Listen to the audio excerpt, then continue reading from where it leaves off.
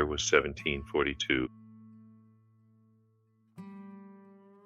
In the shadowed valleys of the Appalachian Mountains, the land was still raw, untamed, a frontier carved from stone and bone.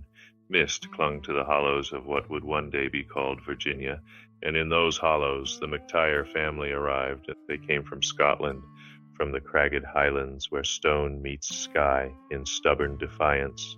But these were not desperate settlers fleeing hunger or war. The MacTires were old, unnaturally old.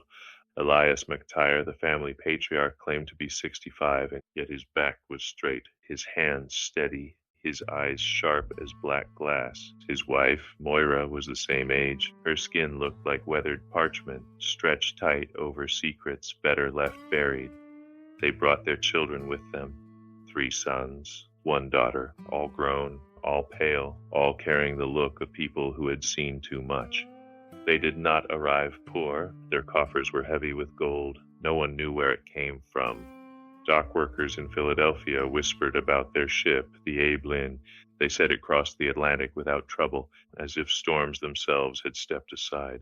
Elias wasted no time. He purchased a vast stretch of mountain land the locals avoided. Coal ran through it, a deep vein the settlers refused to touch. "The earth calls to us," Elias said, his Highland brogue thick and low. His voice rolled like distant thunder. The mine was named Blackreach. To Elias, it honored old Glens back home. To everyone else, it sounded like a warning. Workers were hired quickly, indentured servants, freedmen, desperate frontiersmen. They hacked into the mountain with picks and shovels, always under the unblinking gaze of the MacTire family. Strange things began immediately.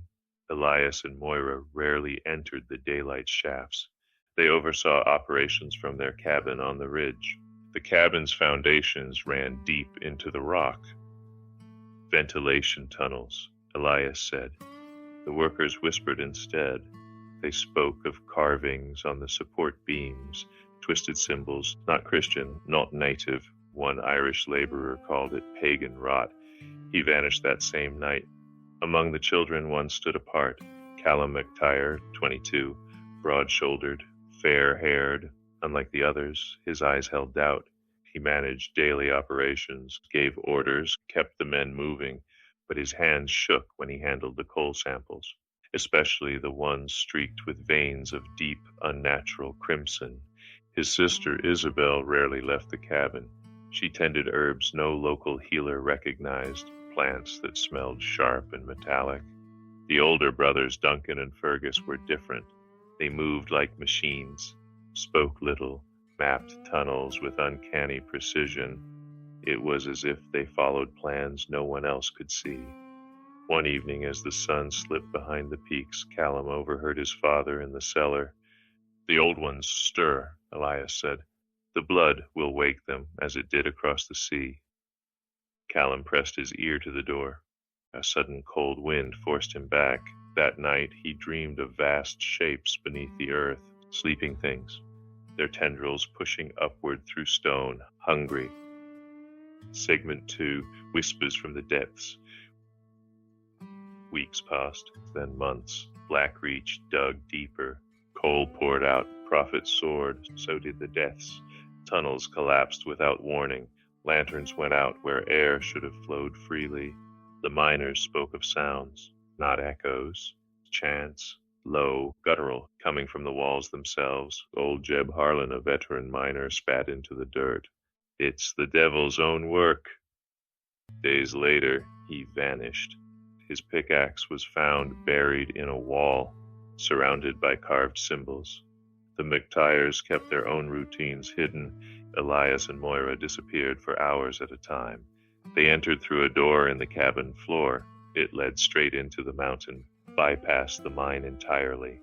Certain tunnels were sealed off, iron gates twisted into headache-inducing patterns.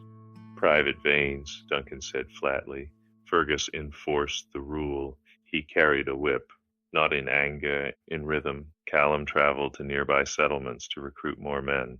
One night, during a storm, Isabel pulled him aside. "Do you feel it?" she whispered. "The gods of the deep." They slept when the land split, but our blood calls them. Callum recoiled, yet something stirred inside him. He remembered forbidden books from Scotland, stories of elder beings, creatures older than man, entombed where continents once touched. That same night, a miner named Thomas Reed crossed a forbidden gate.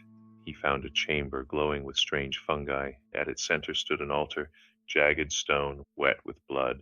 The floor pulsed with living symbols. Reed ran screaming. By morning he was gone. They said shadows dragged him back. The MacTires called it madness. Callum didn't believe them. Isabel's smile told him everything. Segment 3, The Blood Rite. Winter swallowed the mountains. Snow muffled the sounds of labor. But the mine pushed deeper. The rock grew warm, too warm. Workers hallucinated, eyes in the stone, shadowed limbs brushing past them. Men fled. The MacTires replaced them easily. Callum could no longer ignore the truth.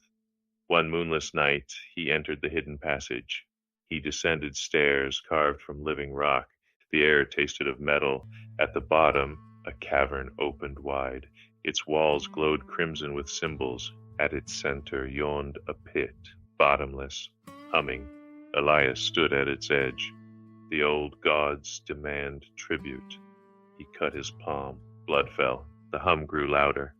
Moira followed, then Duncan, and then Fergus. Isabel turned toward the shadows. Join us, brother. Callum fled. The next day, 5 miners were found dead, not crushed, drained, marked. The gods were feeding. Segment 4, Awakening Shadows. Spring came. The mine prospered. Men vanished weekly. Callum dreamed of the same vast forms. Isabel gave him books bound in strange skin. We are vessels, she said, generation after generation. Then the mountain trembled. Something roared. Alive, Elias smiled. The first stirring. Callum stood at the mine entrance. The darkness whispered his name. Isabel waited below, her hand outstretched, waiting for the old god's touch. Then everything went dark. Okay, this was my first story. I have 13 of these in the series. I've never done this before. I've always wanted to, and it's a lot harder than I thought to read. Writing's easy part. Reading it and doing it in a tone that's like a storyteller was a lot harder than I thought.